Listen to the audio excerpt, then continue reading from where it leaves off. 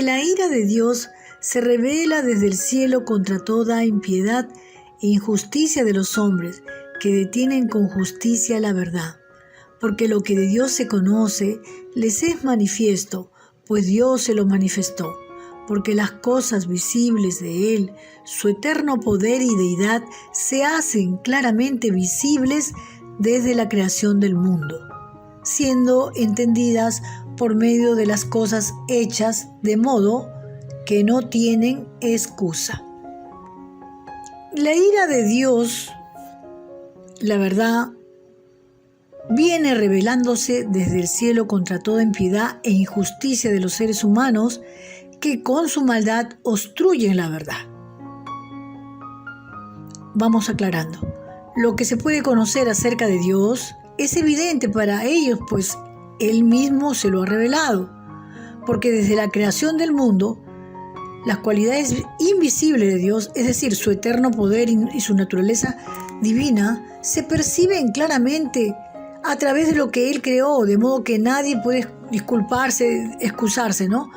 Y esto es lo que he parafraseado en lo que Romanos 1:18 podemos encontrar.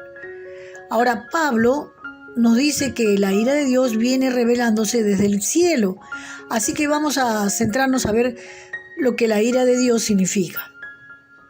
La Biblia enseña claramente que nuestro Padre Celestial es un Dios de amor.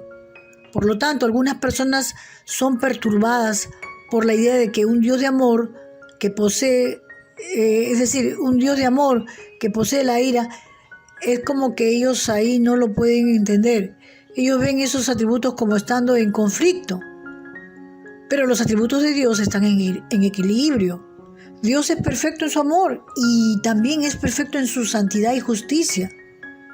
Como lo encontramos en Habacuc, tú eres de ojos demasiado puros para mirar el mal, ni puedes ver el agravio. Habacuc 1:13. Y es que el amor de Dios no puede ver el pecado. O sea, el amor de Dios es justicia. Y en su justicia no puede habitar lo bueno con lo malo. Dios nos ama a todos porque dice: de tal manera amó Dios al mundo que ha dado a su Hijo unigénito para que todo aquel que en Él crea no se pierda, mas tenga vida eterna. Esto lo encontramos en Juan 3:16. Pero la ira de Dios es contra el pecado. Por lo tanto, la justicia de Dios reacciona con ira contra el pecado. Esta ira surge de su santidad, porque un Dios santo no puede tolerar el pecado. En Hebreos 1:9, podemos buscarlo ahí y leerlo, dice: has amado la justicia y odiado la iniquidad. La ira de Dios manifiesta su santa indignación. Cuando la Biblia habla de la ira de Dios, no hace referencia a un enojo violento, de repentinos arrebatos de cólera, como podríamos nosotros reaccionar humanamente, ¿verdad? Sino que la indignación de Dios y su manifestación de Dios es divina, ¿no? O sea, para vida, no para muerte. Él está contra todo lo que es pecado, impiedad e injusticia. Nuevamente tenemos que tener claro que la ira de Dios pues es totalmente diferente a la ira humana. La Biblia declara que Él es lento para la ira. Su ira no explota rápidamente o impredecible. Hay una gran cantidad de advertencias y Él contendrá por lo general su ira para darnos más tiempo para que nos arrepintamos, no para que nos sigamos haciendo el mal. Hay gente que no entiende eso y dice: no pasa nada, ¿ves? Yo sigo adelante, no me he castigado, sigo llevando mi vida como yo quiero, ¿no? Yo he escuchado eso de personas mayores. Lo que pasa es que Dios, el Señor, es paciente para con nosotros, no queriendo que ninguno perezca, sino que todos procedan al arrepentimiento. 2 de Pedro 3:9. Pero a medida que la humanidad practica el pecado y sigue rechazándolo, podemos estar seguros de que su ira está creciendo, hasta el punto de que algún día estallará en contra de este mundo impío, tan claramente descrita en el libro de Apocalipsis. Ahí lo encontramos, ¿verdad? La ira de Dios no es juego. Dios no es juego, es fuego consumidor. No debemos dejarnos engañar en pensar de que Dios no va finalmente a hacernos responsables por nuestros pecados. Por lo tanto, es prudente creer en la realidad de la ira de Dios. Porque una persona o nación que ignora las advertencias que Dios nos da en su palabra, se encuentra en un grave peligro. Si alguien cree que el único y verdadero Dios no es un Dios de ira, entonces ellos van en contra de lo que Dios ha revelado. Dios reveló claramente acerca de sí mismo, y lo hemos visto en Romanos, ¿no? En medio de su creación. Cuando el día de juicio llegue, ninguno va a poder reclamar, porque no van a poder tener excusa, porque dice la presencia de Dios, decir, se ha manifestado a través de su creación. La palabra del Señor, mostrando la obra de la ley escrita en nuestros corazones, también es lo que ha escrito Él en nuestro corazón, dando testimonio nuestra conciencia y acusándonos o defendiéndonos en nuestro razonamiento, como dice Romanos 2:15. Vamos a leerlo. Mostrando la obra de la ley escrita en sus corazones, dando testimonio en su conciencia y acusándoles o defendiéndoles sus razonamientos. Entonces, como está escrito, la conciencia de la gente les convence de que han pecado contra el Todopoderoso, el Dios nuestro, el Dios Santo. Y este hecho debería de llevarnos a un sentimiento de culpa y dolor y el deseo de reconciliación con Él. Bueno, eso es lo que produce cuando hay hemos sido nacidos de nuevo en Cristo, vamos a decir. Eso pasa, ¿no? Cuando cometemos un pecado, nos duele mucho, no, se excompunge, se contrita el espíritu. Sin embargo, la palabra de Dios nos advierte que muchas personas han llegado a ser tan rebeldes y malas que ya no tienen conciencia. Y lo encontramos en Timoteo 4:1-2. Pero el Espíritu dice claramente que en los postreros tiempos algunos apostatarán de la fe, escuchando a espíritus engañadores y a doctrinas de demonios, por la hipocresía de mentirosos que, teniendo cauterizada la conciencia, ¿no? Y hay una, ya pueden leerlo ustedes, 1 Timoteo 4 del 1-2. Por ejemplo, muchas personas malvadas en la Iglesia Católica Romana, que se llaman los sacerdotes, obispos, cardenales, monjas y papas, han cometido crímenes, molestando y violando, torturando y asesinando a cientos de miles de preciosos niños, inocentes, mujeres y hombres, a través de la existencia de su institución, y han tomado el nombre de Dios, de Jesucristo, ¿verdad? Dios nos ha advertido acerca de esas personas malvadas y el juicio de que sus crímenes merecen, ya que hablan mal, o sea, merecen un castigo, ¿no? Ya que hablan mal de las cosas que no entienden, como animales irracionales, nacidos para presa y destrucción, perecerán en su propia perdición. Segunda de Pedro 2:12. Estos criminales malvados y millones como ellos están poseídos por demonios y tienen su conciencia cauterizada con un hierro caliente. Y encontramos en 1 de Timoteo 4:2 la advertencia de Dios a estos mentirosos, malvados, endemoniados, llenos de doctrinas de demonios, es que el juicio de Dios está llegando a cada uno de ellos. Eso es un hecho. La ira de Dios está en contra de las personas como estas que detienen con justicia la verdad, debido a que no quieren someterse a su voluntad, a la voluntad de Dios, a pesar de que lo que se puede conocer acerca de Dios es evidente dentro de ellos, pues Dios se los ha manifestado, como lo hemos leído en Romanos 1:19. El día del juicio, nadie puede afirmar que eran ignorantes de Dios.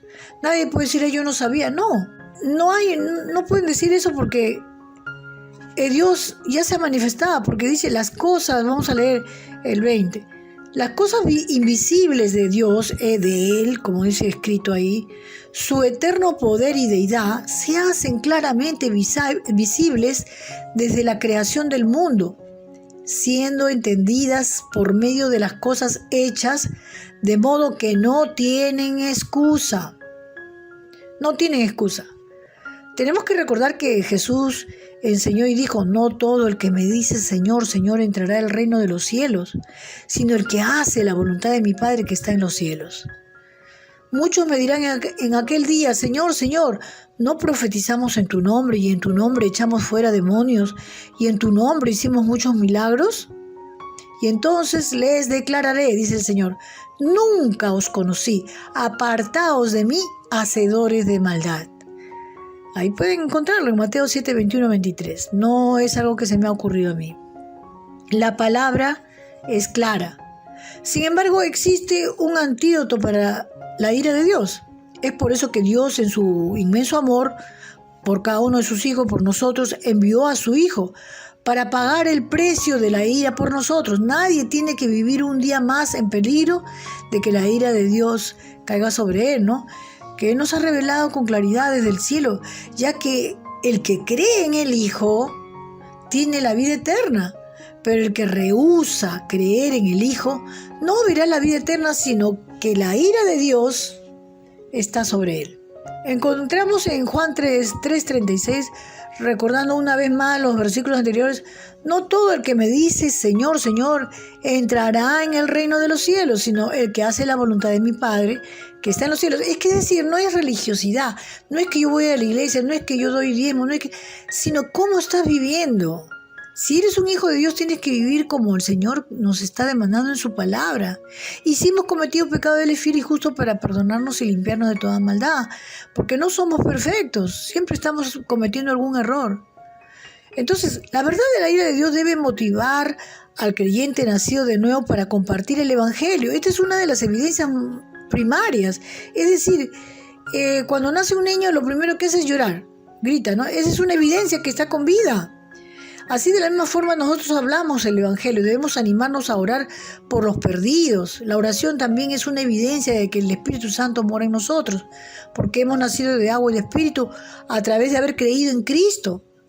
Porque es necesario que todos nosotros comparezcamos ante el tribunal de Cristo para que cada uno reciba según lo que haya hecho mientras estaba en el cuerpo, sea bueno o sea malo. Conociendo pues el temor del Señor, persuadimos a los hombres. 2 Corintios 5, del 10 al 11.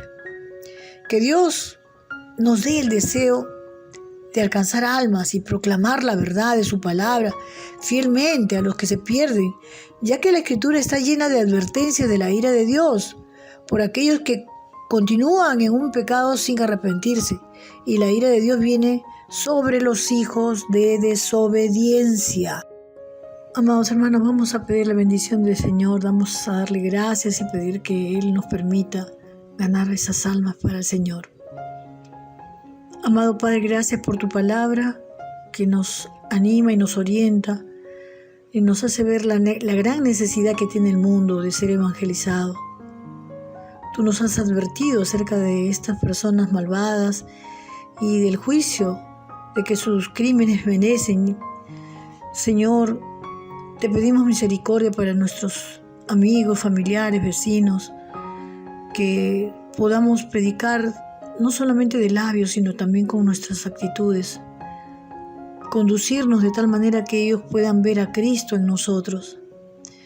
Señor, tu ira vas a derramar sobre aquellos que no han querido vivir teniéndote en su corazón.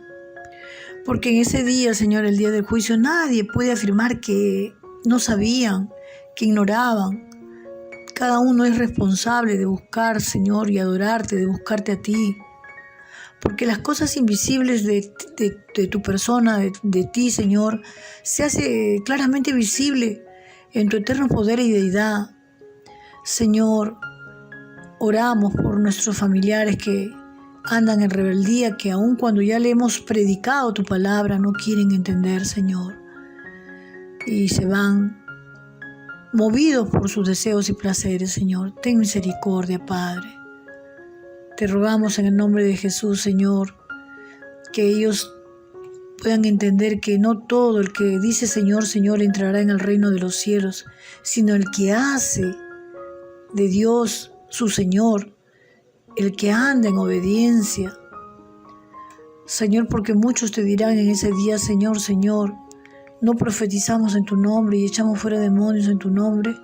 Sin embargo, Señor, tú dirás, nunca os conocí, apartaos de mí, hacedores de maldad. Te rogamos, Señor, que se puedan arrepentir, Señor, que puedan tener esa misericordia tuya para que no se vayan de este mundo, Señor, sin arrepentirse. Oramos por aquellos que un día estuvieron con nosotros alabándote y que se han apartado de tus caminos. Ten misericordia, Dios.